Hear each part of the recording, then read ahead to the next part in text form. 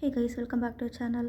Guys, நம்ம இந்த வீடியோவில் என்ன பார்க்க போகிறோம்னா, ஒரு சிக்கன் கிரேவி வந்து எப்படி பண்ணுறதுன்னு தான் பார்க்க போகிறோம். அதுக்கு ஃபஸ்ட்டு ஸ்டவ் ஆன் பண்ணிவிட்டு ஒரு பேனில் ஆயில் ஆட் பண்ணிவிட்டு 2 பட்டை, 2 கிராம்பு, 2 ஏலக்காய் ஆட் பண்ணியிருக்கு. ஸோ ஏலக்காய் அதில் பொரிஞ்ச உடனே 2 பெரிய சைஸ் ஆனியன் எடுத்து ஸ்மால் சைஸாக கட் பண்ணி ஆட் பண்ணியிருக்கோம் கைஸ். ஸோ இப்போது அது கூடவே ஆனியன் கூட நல்லா வதங்கிறதுக்காக கொஞ்சமாக சால்ட் ஆட் பண்ணி நல்லா வதக்குனா கொஞ்சம் சீக்கிரமாக வதங்கிடும். ஸோ அதுக்காக தான் இப்போ சால்ட் ஆட் பண்ணிக்கிறோம். ஸோ இந்த ஆனியன்லாம் நல்லா ரோஸ்ட் ஆன உடனே இது கூடவே கொஞ்சமாக ஜிஞ்சர் கார்லிக் பேஸ்ட் வந்து ஆட் பண்ண போகிறோம். அதுக்காக 2 டேபிள் ஸ்பூன் வந்து ஜிஞ்சர் கார்லிக் ஆட் பண்ணியிருக்கேன். ஸோ இதுவுமே நல்லா ரோஸ்ட் ஆகட்டும் கைஸ். இப்போ தான் வந்து நம்ம கேர்ஃபுல்லாக மிக்ஸ் பண்ணிகிட்டே இருக்கணும். ஏன்னா இஞ்சி பூண்டு ஆட் பண்ண உடனே நல்லா அடிப்பிடிக்க ஸ்டார்ட் ஆகும். ஸோ இப்போவுமே வேணால் கொஞ்சமாக சால்ட் ஆட் பண்ணிக்கோங்க. ஸோ இப்போ நான் ஆட் பண்ண போகிறதில்ல. ஸோ இப்போ இஞ்சி பூண்டு வெங்காயம்லாம் நல்லா வதங்கிடுச்சு. இப்போவே ஒரு 2 பெரிய சைஸ் தக்காளி வந்து கட் பண்ணி இது கூட ஆட் பண்ணி நல்லா வதக்கிக்கோங்க.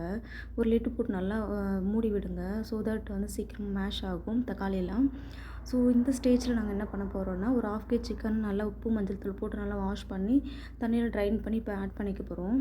ஸோ இதையுமே நல்லா அந்த மசாலா கூட வந்து மிக்ஸ் பண்ணி விட்டுக்கோங்க கைஸ். நல்லா மிக்ஸ் ஆகட்டும்.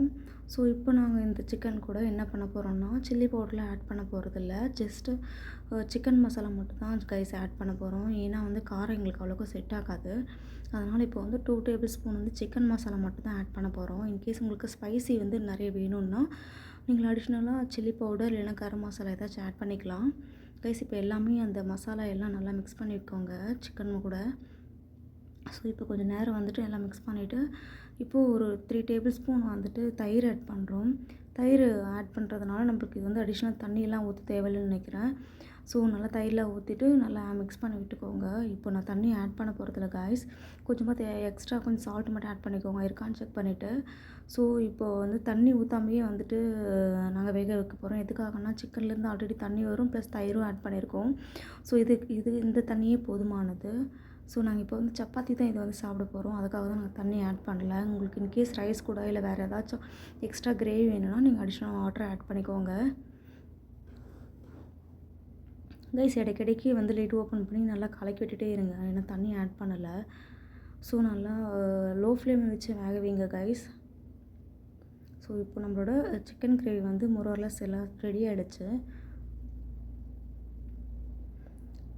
ஸோ இப்போ பர்ஃபெக்டாக வந்து சிக்கன் கிரேவி வந்து நல்லா ரெடி ஆகிடுச்சு கைஸ். செக் பண்ணி பார்க்குறோம் இப்போது டேஸ்ட் எப்படி இருக்குது சொல்லிட்டு. ஆனால் டேஸ்ட்டை பார்க்குறதுக்காக ஃபஸ்ட்டு எங்கள் ஹஸ்பண்ட் தான் பார்க்குறாரு எப்படி இருக்குது சொல்லிட்டு.